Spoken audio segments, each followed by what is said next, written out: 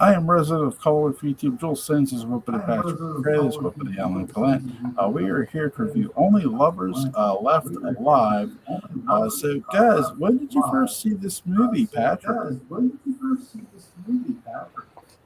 Oh gosh, I must have seen it 3 or 4 years ago. I had a roommate of mine with various code names, but her name was April, and terrifically, really great, and really interesting tastes. And this was a movie she brought up, and I had never heard of it. I'd watched this season finale of What We Do in the Shadows, where Tilda Swinton had shown up as a vampire, and Tilda Swinton, I had no idea this movie existed, Right. and I picked it up on iTunes on April's recommendation, and gosh, it was a humdinger. It was great. I couldn't believe it, and showed it to my father, who has very very uh, refined tastes, and he liked it.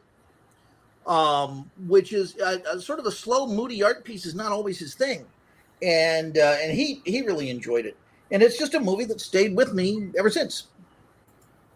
Yeah. Alan, when did you first see this? Let's see. That would be earlier today. Yeah. So I saw this a couple days ago. This is directed by Jim Jarmusch, written by Jim, produced by Jeremy Thomas and Bernard Brundig. Cinematographer is Ulrich D. Sachs.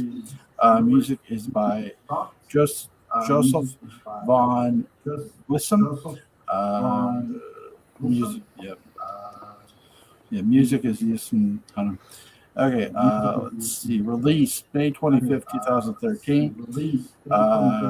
December 25th, 2013, Germany.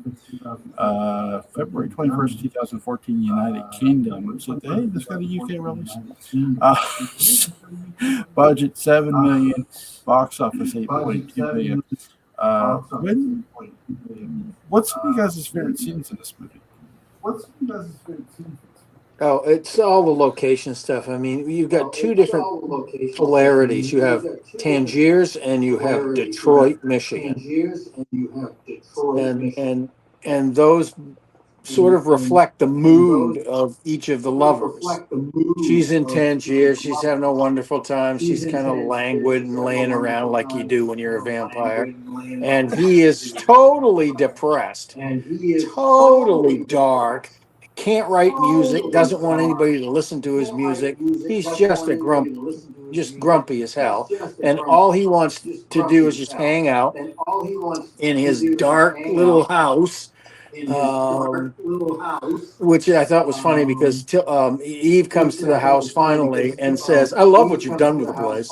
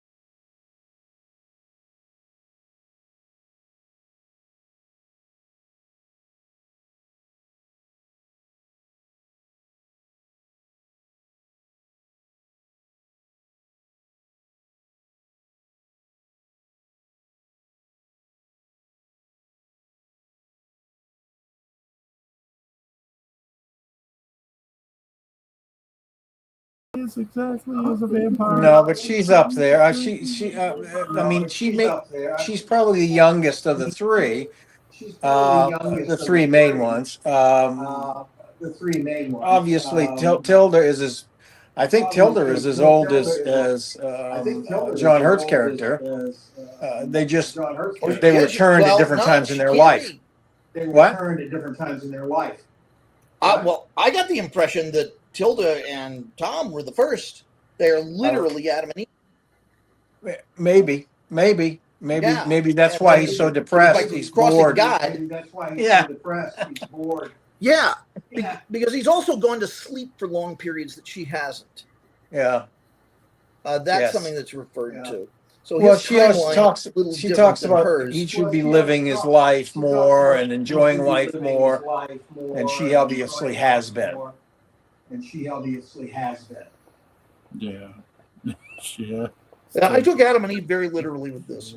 Yeah, well, that's something I didn't really think about. I kept looking at them and looking at their relative ages, and that was probably deceiving me.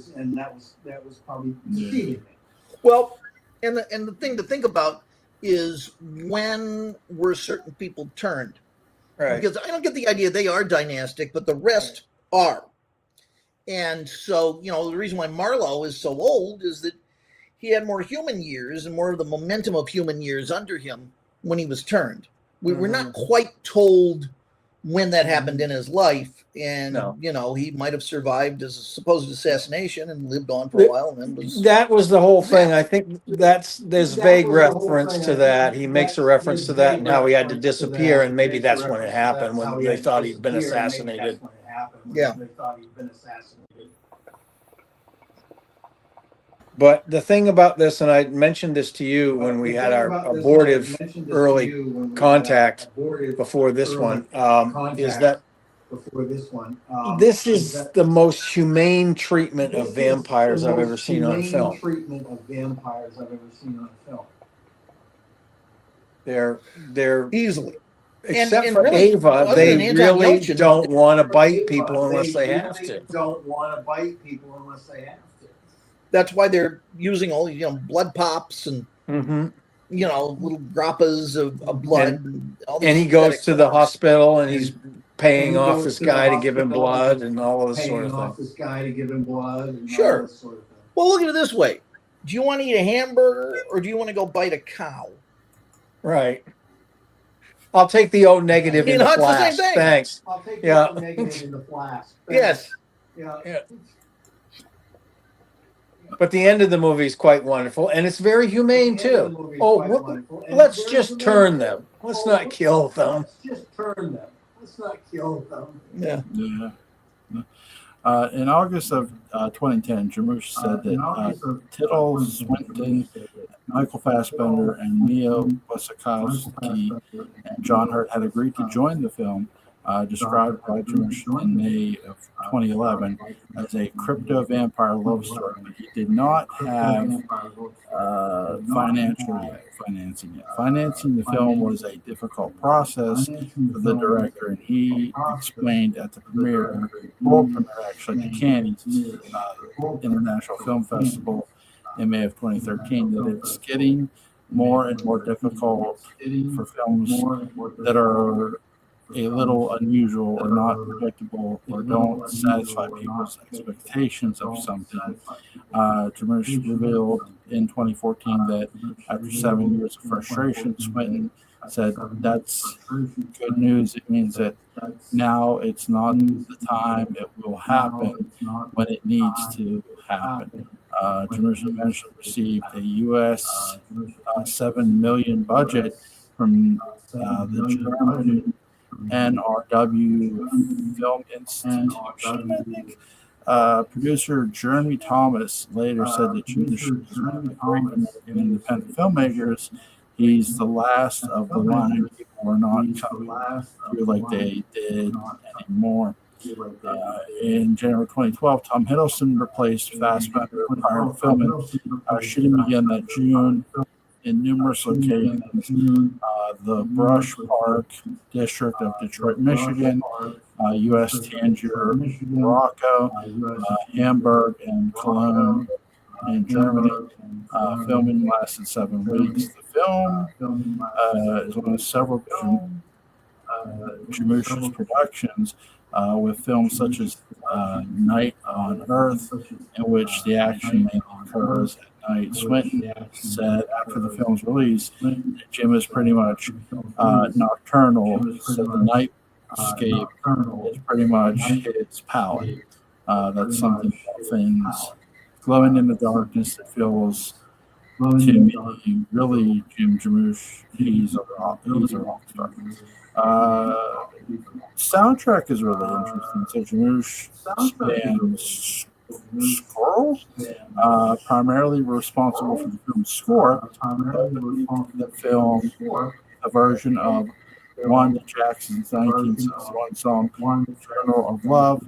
Other contributions to the soundtrack are Sola Jesus and Lebanese vocalist Yasmin Parody. Oh yeah, she was cool. She was absolutely cool. While Dutch flute player Jesse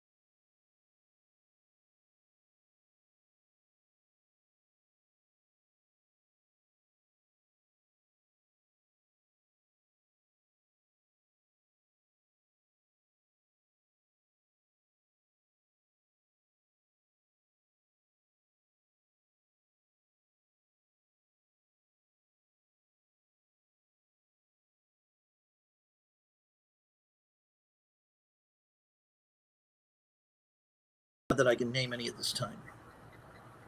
Yeah. I do think as a vampire movie, it's a good movie in that sense. It does tell a different story. Now, I would kind of sort of hold this up to Twilight a bit because you do get sort of a different feel there.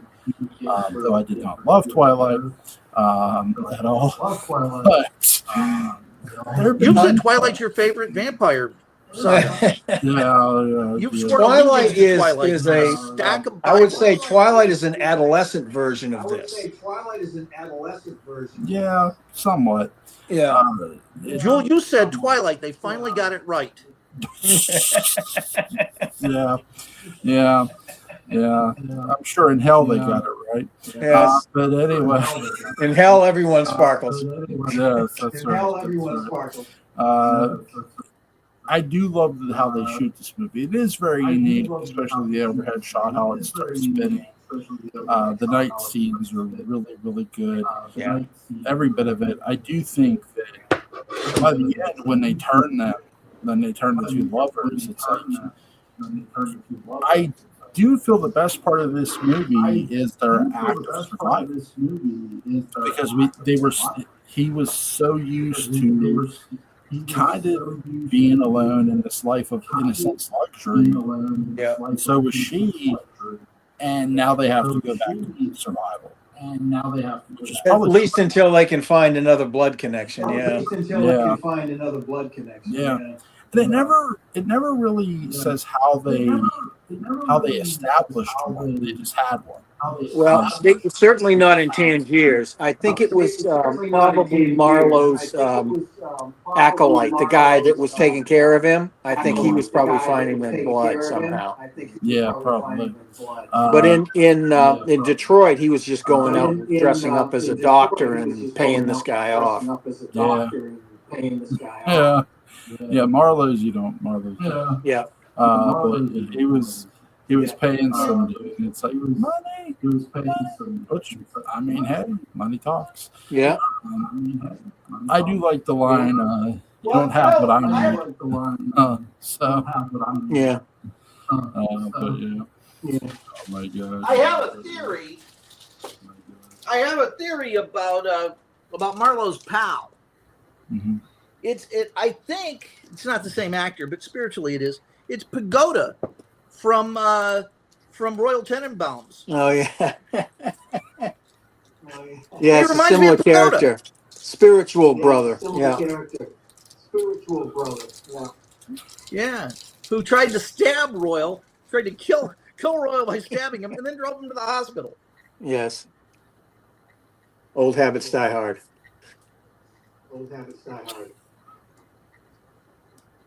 That's what I said at the convent. Waka waka. That was going to be the final Die Hard movie, was where Bruce Willis joined a convent, got a sex change and joined a convent, and the Vatican gets captured. And so Bruce Willis, in drag, non-drag, has to rescue the Pope. Old habits die hard. Mm-hmm. It'd be so good. Waka waka. It'd be so good.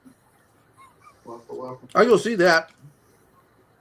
What'd you think of his Death Wish performance? It was really good. I don't think I ever saw it. I have, and yes, it is pretty good actually. I have, and yes, it is pretty good. He's